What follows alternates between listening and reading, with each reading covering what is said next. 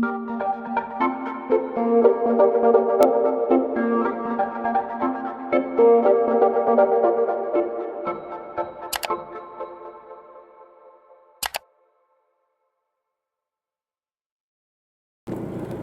umaga mga kapwa kong mag-aalaman.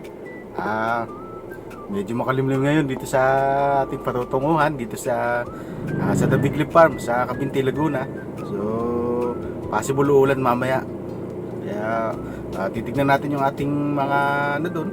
Kumbaga, mga tanim natin doon na lettuce doon sa ating hydroponic system, tsaka yung mga alaga nating hito.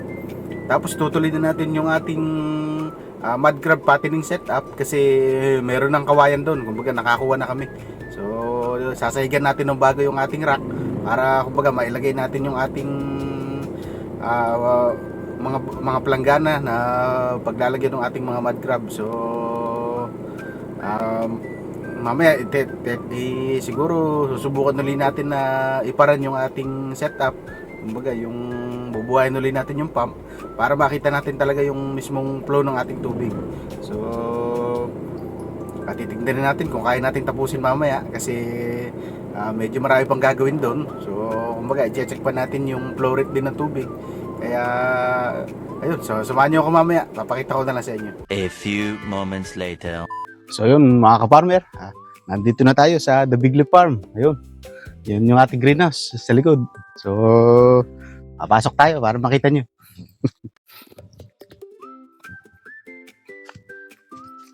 So yeah, mga tanim natin, kung makikita nyo sa likod, madami yan.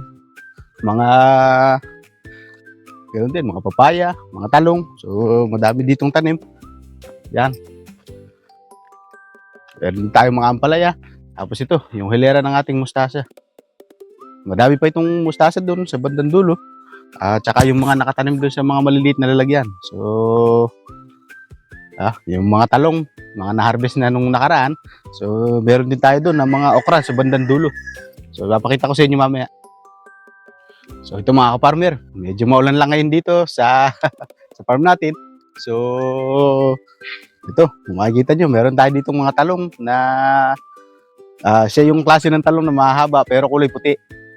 Kumbaga parang siguro na ibang breed na ito kumpara doon sa mga violet natin na talong. So baka pinaghalo ito nung talong na inaraw-araw tsaka yung talong na violet.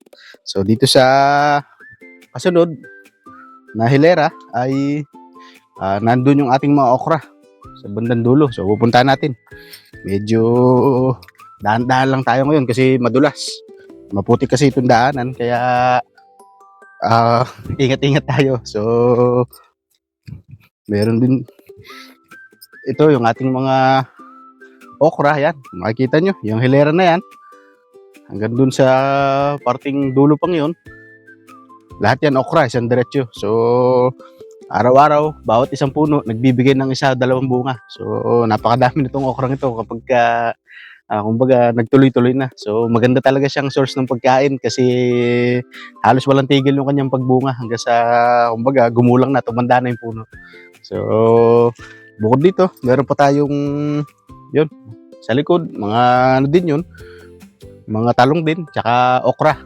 So lahat ng mga binigay ng nursery na punla ay pinagtatanim dito para kumbaga hindi masayang. So kaya madaming gulay tayo dito ngayon sa ating taniman. So medyo nahirapan lang tayong lapitan kasi nga umuulan, madulas itong ating lupa dito. So mga ka-farmer, ito yung ating pinakuha ng mga kawayan. Ito na yung gagamitin natin na pansahig dun sa ating rack para kumbaga matapos na tayo doon sa ating mud crab fattening setup. So hakutin ko ito doon sa loob para kumbaga may kasako na ngayon doon sa rack natin. So samahan niyo ako. So magandang umaga mga ka-farmer. Andito na tayo sa loob ng ating greenhouse. Nakuha ko na yung mga gagamitin natin na kawayan. Ito para doon sa ating rack. So ikakabit natin ito ngayon lahat. Bawat isang layer lalagyan natin ng tiga-apat na ganito na kawayan. 10 yung layer na ating paglalagyan kaya bali na, nasa 40 piraso itong gantong kawayan natin. So papakita ko sa inyo, ikakabit natin.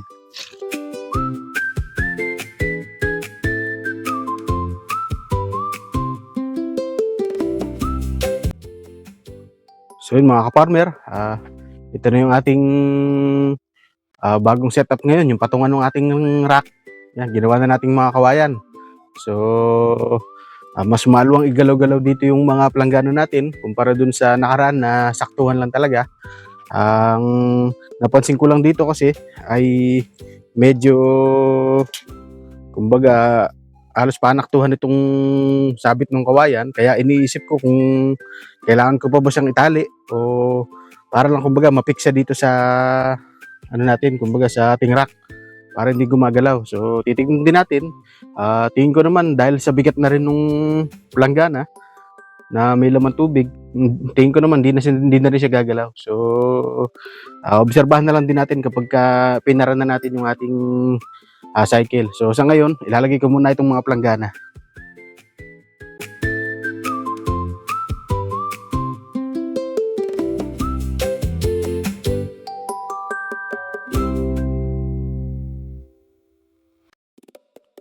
So ito mga ka-farmer, okay na. Ay set up na natin itong ating mga planggana dito sa ibabaw.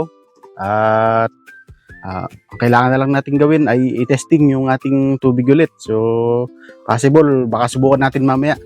Pagbalik na lang natin siguro ng tanghalian kasi mag-aalas 12 na ng tanghali. Medyo mainit na rin dito ngayon. So magpapahinga muna kami para pagbalik namin mamaya ay maayos na natin itong matatapos.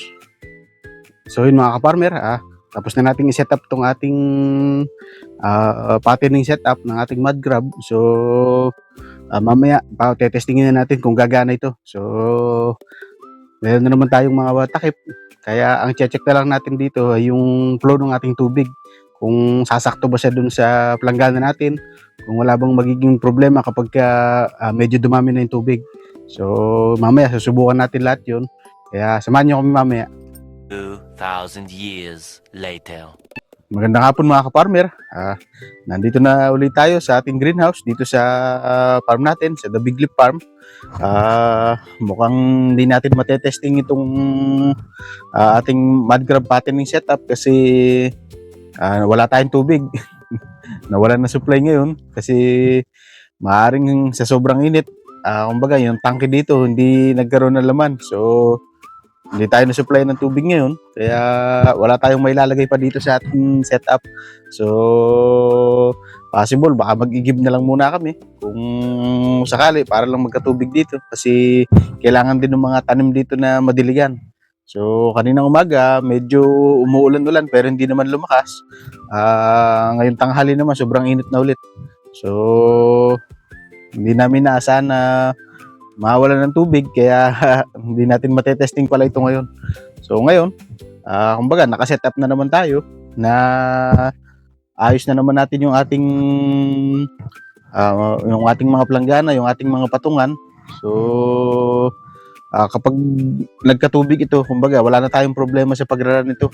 So ang susunod natin na gagawin, dahil nga sa medyo tagupa itong lugar na ito, ang kailangan natin dito yung linya ng kuryente. So yun ang susunod namin asikasuhin kasi yung nakaraan gumamit lang kami ng power station. So ang power station hindi naman ganong tumatagal kasi ang kailangan natin yung tuloy-tuloy talaga na pagdaloy ng tubig, kumbaga yung walang putol.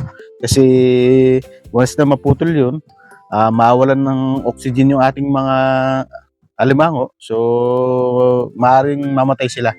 So ngayon, pupunta na muna natin yung ating mga alagang hito kasi pwede na natin i-harvest yung iba dun kasi malalaki na. Kailangan na natin kunin kasi kinakagat niya yung ibang maliliit sa kanya. Kumbaga gusto niya siguro kainin. So titingnan din natin yung alagang baboy dun sa dulo, si Pepa. So pakakainin din natin. So samahan niyo ako. So kung mga ka-farmer, papunta kami ngayon dun sa yung lalagyan ng ating mga alagang hito. So kaya harvest natin yung iba kasi malalaki na. Yan, nagdala ako ng lagayan, dala kami para kumbaga dito natin lalagay yung mga mahuhuli natin. So apakita ko sa inyo pag nandun na tayo.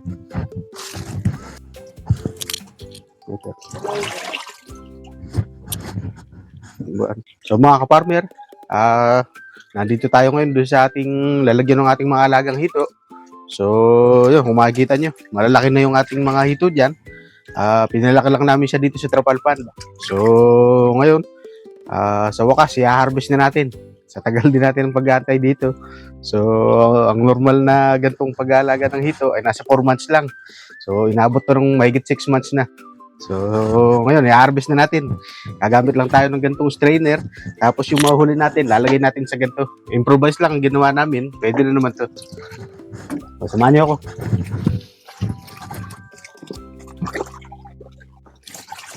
Disclaimer lang mga ka-farmer. Hindi tayo marunong sa ganito. Kaya, so, subukan lang natin. Hey! Yun na nga.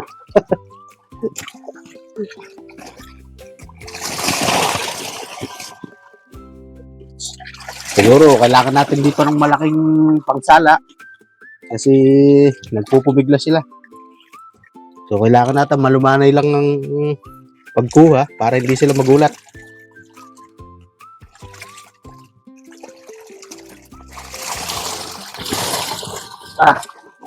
Maliit lang daw. Medyo mahirap pala ito mga ka-farmer. So ito, nakita natin yung pinakamalaki. Yung ay.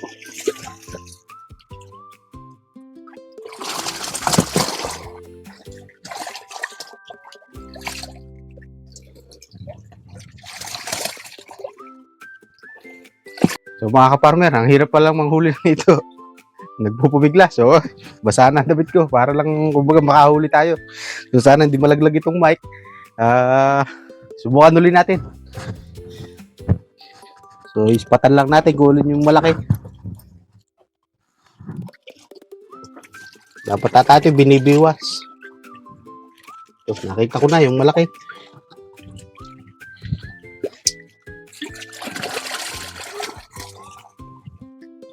Sana.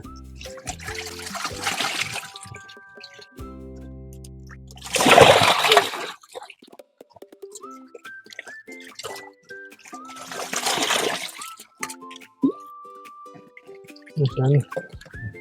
Ito pala. Yung. Ay. So yun mga ka-farmer, nakahuli na tayo ng isa.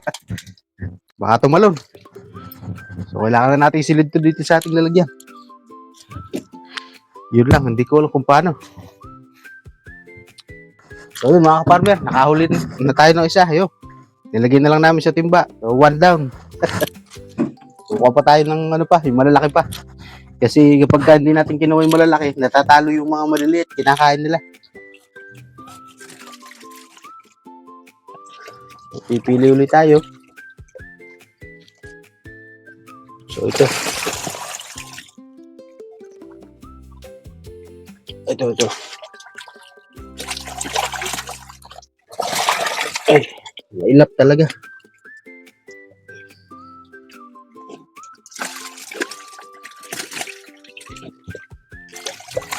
Ay, mailap.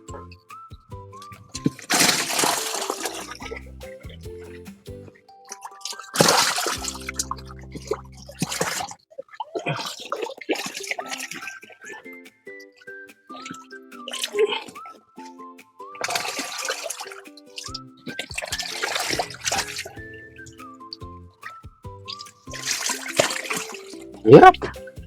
Ang hirap mga ka-farmer.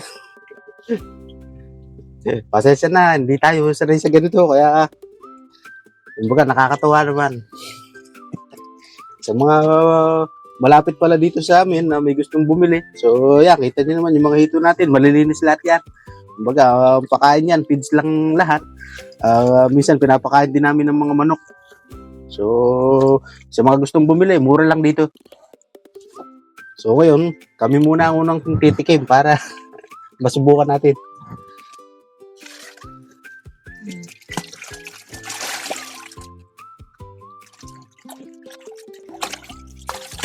Ay, hirap. Tatago eh.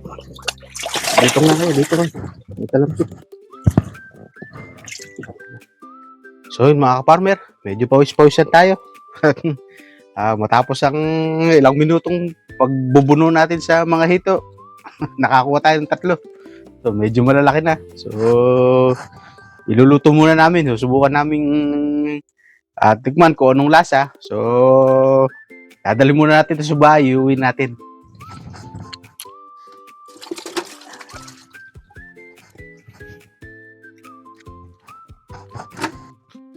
So, yun lamang muna sa ngayon mga ka-farmer. Yung mud crab patterning setup natin, itutuloy na lang na ulit natin sa kabilang linggo. At kumbaga, siguradong mapapatakbo na natin siya kasi nakasetup na yun. Tubig na lang ang kailangan, tsaka yung magiging power source natin. So, gagamit muna tayo ng power station para temporary na magamit natin. At kumbaga, magdadala na rin ako nung drill para yung flow rate na nakita natin nung nakaraan na hindi pantay-pantay, mabago natin. So sa ngayon, iuwi muna namin itong mga nahuli namin na hito dito sa ating farm. So, wala naman tayo masyadong ginawa pang iba ngayon. So, yun muna. Maraming salamat sa inyong panonood. Naway pagpalain tayong lahat.